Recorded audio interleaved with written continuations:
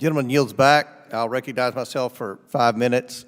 Before I do, I would ask unanimous consent now, since hopefully everyone's had time to review the 2 emails from Mr. Chan.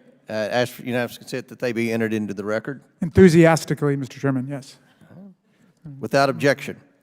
This amendment is outside the scope and unrelated to the discussion of our bill today. This legislation deals with expanding the U.S. Office of Special Counsel's civil enforcement of the Hatch Act.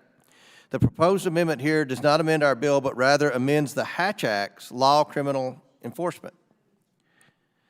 Criminal enforcement is not something done by the U.S. Office of Special Counsel in the Hatch Act context. However, it appears that we do share a common concern of Hatch Act penalties, and that's why this bill increases the civil enforcement fine up to $10,000 for senior officials.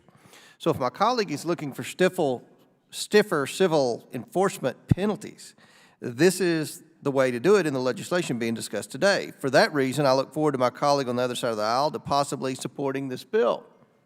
This amendment amends an unrelated bill that is not up for markup today.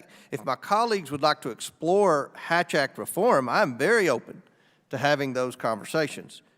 But I urge my colleagues to oppose this amendment.